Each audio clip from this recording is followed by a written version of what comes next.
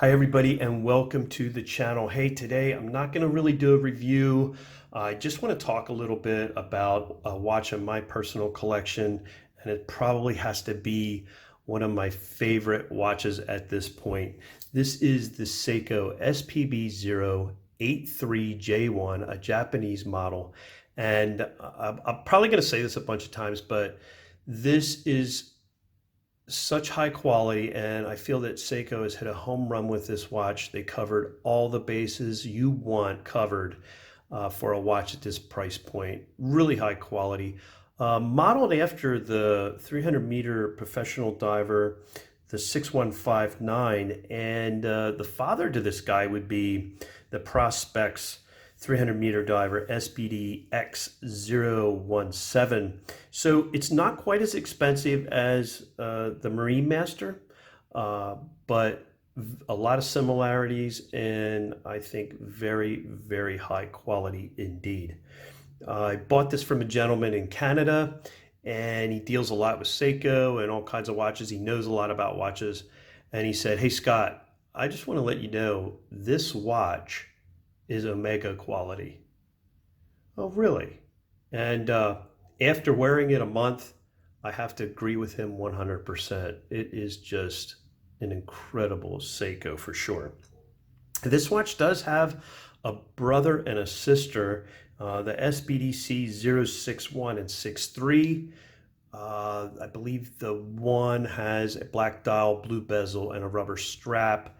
The other one has the black dial, black bezel, and a bracelet. So you can check those out online. That's pretty cool. This watch also very interesting. It is a special edition watch. It's not a limited edition watch. So Seiko does that sometimes. I don't know if it's going to run the price up or not on this watch, because I've noticed the availability of this model is thinning out online. So see what happens there. This is running the 6R15 caliber movement with a 50-hour power reserve, which is super nice. I really enjoy that. 23 joules, and it does have a flat sapphire crystal on that. Another big plus I really have been enjoying. That sunburst blue dial, you can see, I'm trying to get different angles on it so you can see it. That is what drew me into this watch. It's just so dynamic, so beautiful and gorgeous. One of my favorite dials from Seiko for sure. And you can see how it fades out to the 3 and the 9 o'clock position to black.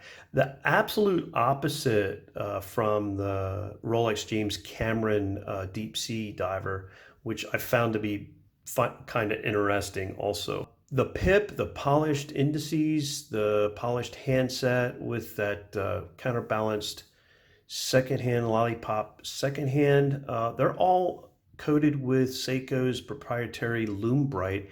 And this is one of the brightest Seikos I have owned.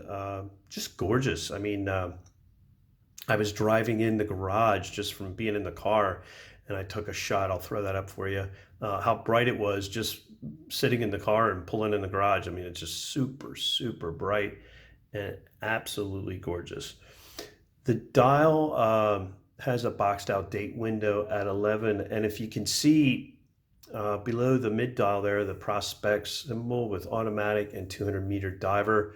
So it is kind of dubbed the MM200 or the Great Blue Hole. You might see both of those terms thrown around on the internet. Some controversy about this handset, which I don't understand. I like the handset. I guess they were modeled after the Tuna 031 and 033. To me, it kind of looks like a monster handset. I really like it. It doesn't bother me at all. I think it's cool, or I wouldn't have bought it. One thing about it, I think, yeah, I found a shot on the internet of this particular model modded with the Marine Master handset, which is pretty cool. I like that too. Definitely looks neat, but I'm super happy with this handset for me. Finishing, again, super, super excellent. It's a polishing, the brushing is just so well done. the whole way around in every part of this watch. You can see that beautiful coin-edged bezel. And it does have the Seiko Diashield protection. That's Seiko's scratch protection and corrosive resistant coating on it, which is super cool. I like that. And it does have a 120 click bezel. Firm action, very good action. I like the action a lot, and everything just lines up perfectly. That's another thing I really, really like. It does have a polished bezel. Now, I do not know. If you know, let me know. Leave it in the comments section below. I don't know. It's not ceramic, but I'm not sure if it's aluminum or stainless steel. So if you know, let me know. I really appreciate it. I like to know that for myself.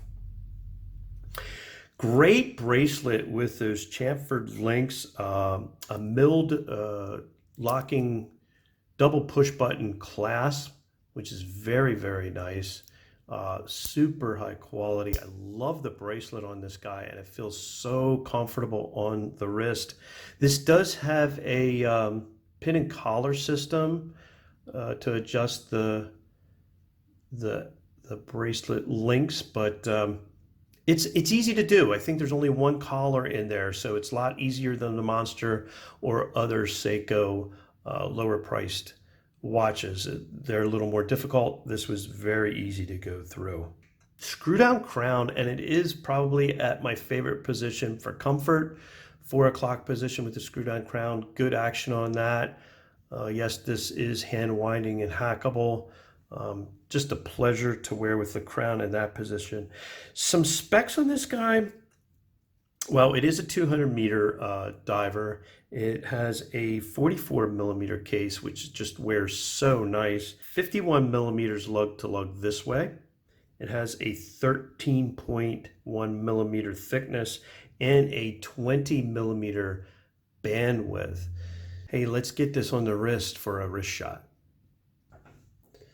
All right, guys, there you have it. That's my look at my Seiko SPB083J1. Great blue hole. Hey, if you like a high-end diver, I highly recommend this one. If you can't get to the Marine Master, this is an excellent alternative. Hope you guys are having a great day. Stay well.